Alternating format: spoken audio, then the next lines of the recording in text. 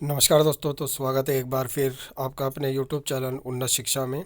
तो देखिए, आपका टर्म वन जो है वो एंड हो चुका है और टर्म वन के रिज़ल्ट भी आपको जल्दी आपके स्कूल्स में प्रोवाइड कर दिए जाएंगे। अब इसके बाद बात आती है टर्म टू की। देखिए, टर्म वन जो था वो आपका पूरी तरीके से ऑब्जेक्टिव था, यानी कि मल्टीपल चॉइस क्वेश्चन बेस्ड था। लेकिन जो आपका टर्म टू है वो आपका क्या होगा, सब्जेक्टिव क्वेश्चन पेपर होगा।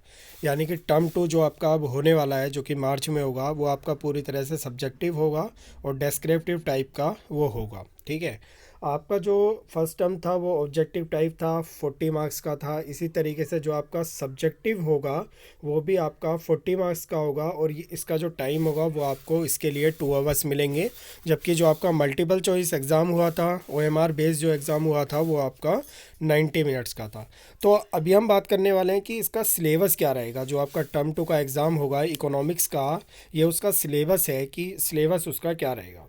तो देखिए, पार्ट ए में आपका जो स्टैटिक्स है, स्टैटिक्स फॉर इकोनॉमिक्स है, उसके अंदर आपका statics tool and interpretation, measures of dispersion, correlation और इंडेक्स नंबर, ये जो है आपका पार्ट ए से आएगा। यानी कि जो आपकी स्टैटिक्स वाली बुक है उससे आपका ये सारे जो टॉपिक है, ये सारे टॉपिक आपके जो है स्टैटिक्स वाली बुक से आएंगे।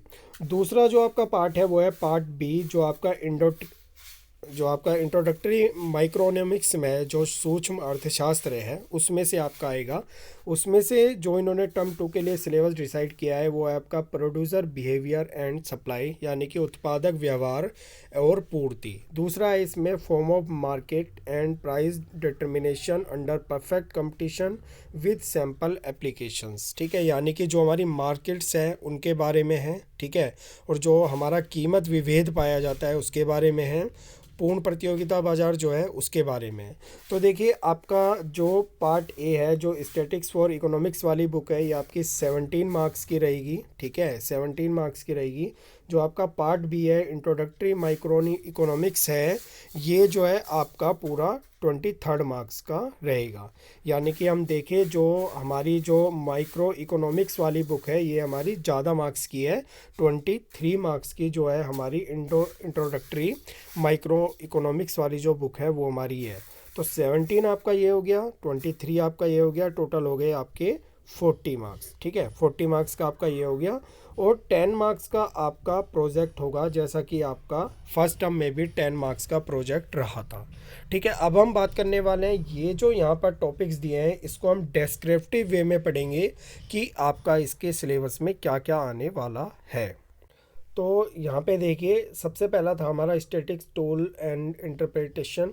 तो देखिए, यहाँ पे स्टैटिक्स फॉर इकोनॉमिक्स से हमारा पार्ट है, इसमें यूनिट 3 है हमारी। ठीक है, टूल्स एंड इंटरप्रिटेशंस। तो अब हम इसमें बात करेंगे कि इसमें आपका क्या क्या है। तो देखिए, पार्ट ए में सबसे पहले आएगा आपका मेज़र ऑफ डिस्पर्जन। ठीक है, इसमें भी बताया गया है कि absolute dispersion, standard deviation, relative dispersion, coefficient of variance. ठीक है, तो ये सारा जो है हमारा पार्ट ए में है। इसके बाद हमारा कोरिलेशन जो है, सहसंबंध जो है, वो भी हमारा meaning and properties, scatter diagram, measure of correlation, Karl Pearson method, two variables, ungrouped data.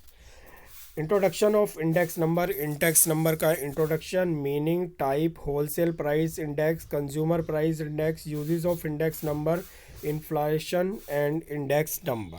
तो ये आपका जो है पार्ट ए का पूरा सिलेबस है, जो कि डेस्क्रिप्टिव वे में यहाँ पे मैंने आपको भी बताया है। जो स्टैटिक्स फॉर इकोनॉमिक्स है उसके लिए है ये। ठीक है, अब हम चलते हैं पार्ट बी की ओर। तो पार्ट बी था हमारा इंट्रोडक्टरी माइक्रो इकोनॉमिक्स। इसमें आपका क्या क्या आएगा, producer behaviour and supply.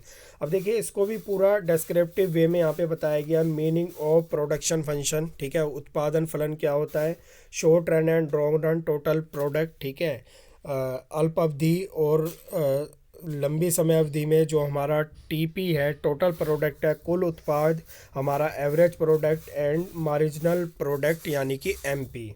Returns to a factor. अब इसमें हमारा क्या क्या क्या है, देखिए, कॉस्ट भी है, इसमें रिवेन्यू भी है हमारा। ठीक है, कॉस्ट में short run cost, total fixed cost, total variable cost, average cost, average fixed cost, average variable cost, marginal cost, meaning and their relationships. Revenue में total, average and marginal revenue, meaning and their relationship. Next है हमारा supply, market supply, determination of supply, supply schedule, supply curve and it is slope, movement along and shift in supply curve, price, elasticity of supply यानी कि जो हमारी पूर्ति की लोच है, मेजरमेंट ऑफ प्राइस इलास्टिसिटी, ठीक है। नेक्स्ट है हमारा परसेंटेज चेंज मेथड, ठीक है, ये भी हमारा इसके अंदर आएगा। तो देखिए इसमें यदि मैं बात करूं तो कुल मिला के इसमें जो आपका कॉस्ट है, लागत है वो आएगा, रिवेन्यू आगम है वो आएगा, पूर्ति है और पूर्ति की जो लोच है हमारी वो इसके अंदर आएगी, इलास्टिसिटी ऑफ सप्लाई। आगे यदि हम बात करें तो इसमें यूनिट 7 में आएगा आपका form of market and price determination under perfect competition with simple application. Perfect competition जो है पूर्ण प्रतियोगिता बाजार, इसके फीचर्स क्या है, ठीक है। इसके अंदर इक्विलिब्रियम यानी संतुलन बिंदु का निर्धारण कैसे होता है, ठीक है। And effect of shift in demand and supply, simple applications of demand and supply, price selling and price floor, ठीक है। तो ये सारा आपका जो है पार्ट बी है, इंट्रोडक्टरी माइक्रो इकोनॉमिक्स। देखिए अब ये आपका 40 मार्क्स का हो गया। इसके अलावा जो है आपका 10 मार्क्स का प्रोजेक्ट होगा, ठीक है। प्रोजेक्ट में आपको क्या मिलेगा उसके बारे में भी बात करेंगे।